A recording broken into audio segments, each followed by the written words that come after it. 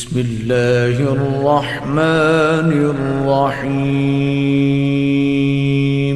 نبی اعظم فرماتے ہیں اس کا نامہ اعمال وزنی ہو جائے گا، اس کا حساب آسان ہو جائے گا، اور پل صراط پر سے ایسے گزرے گا جیسے بجلی، یعنی بجلی کی طرح گزر جائے گا۔ اعوذ باللہ من الشیطان اللعین الرجیم، بسم اللہ الرحمن الرحیم۔ میرے واجب الاحترام مومنین و مومنات، السلام علیکم ورحمۃ اللہ وبرکاتہ۔ مومنین کرام، ماہ شعبان المعظم کی 29ویں شب کے اعمال بیان کرنے جا رہے ہیں، لیکن اس سے پہلے بتاتے جائیں کہ ماہ شعبان المعظم کی رخصت کا وقت قریب ہے۔ ماہ مبارک شعبان ہم تیرا حق ادا نہیں کر سکے جیسے تیرے حق کو ادا کرنا چاہیے تھا، یعنی ہم صحیح معنوں میں اپنے پروردگار کو قیام اور صیام کے ذریعے راضی نہیں کر سکے۔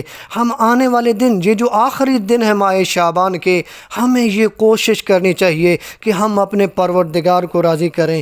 جہاں ہم ان دنوں میں حق ادا کریں اس مہینے کا، وہاں پہ ہمیں ماہ مبارک رمضان کا استقبال کرنا چاہیے، اور اس کے استقبال کا بہترین طریقہ یہ ہے جو نبی اعظم کا بیان کردہ خطبہ ہے، جس خطبے کا نام خطبہ شعبانیہ ہے، جس کا ایک حصہ آپ تک پہنچانے کی سعادت حاصل ہم کر چکے ہیں۔ آج کی رات کے اعمال بتانے سے پہلے ہم خطبہ شعبانیہ کا دوسرا حصہ بیان کرتے ہیں۔ نبی اعظم صلی اللہ علیہ وآلہ وسلم خطبہ شعبانیہ میں بیان فرماتے ہیں کہ اس مبارک مہینے میں اپنی آنکھوں کو نامحرموں کو دیکھنے اور کان کو حرام چیزوں کے سننے سے بند رکھو۔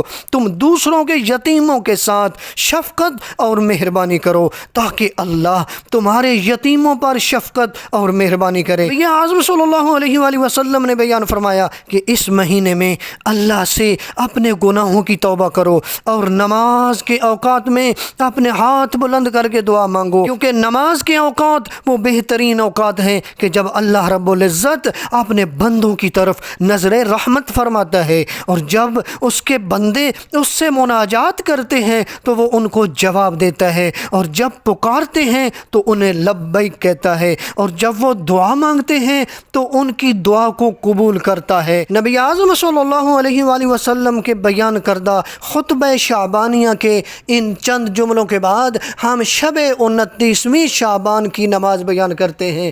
نبی اعظم صلی اللہ علیہ وآلہ وسلم بیان فرماتے ہیں کہ شب 29 شعبان المعظم کی نماز 10 رکعت نماز ہے، یعنی 28 اور 29 کی درمیانی رات کی نماز 10 رکعت نماز ہے۔ نبی فرماتے ہیں ہر رکعت میں الحمد کے بعد سورۃ التکاثر، سورہ فلق، سورہ ناس اور سورہ اخلاص، یہ 4 صورتیں 10 مرتبہ پڑھیں۔ 10 رکعت نماز، 5 نمازیں پڑھیں گے تو 10 رکعت ہوگی۔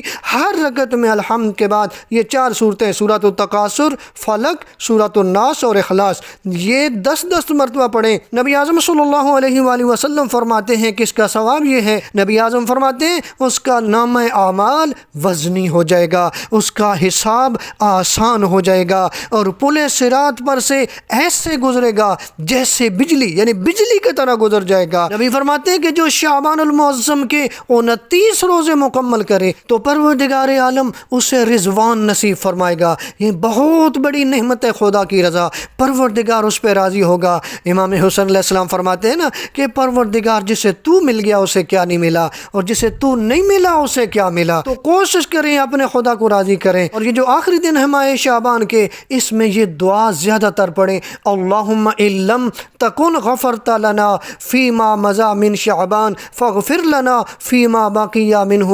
اے خدا، اگر تو نے ہمیں ماہ شعبان کے گزرے ہوئے دنوں میں نہیں بخشا تو جتنا وقت باقی رہ گیا ہے نا ماہ شعبان کا، اس میں ہمیں مغفرت عطا فرما۔ پروردگار ہمارے گناہوں کو معاف فرمائے، ہماری دعاؤں کو قبول فرمائے۔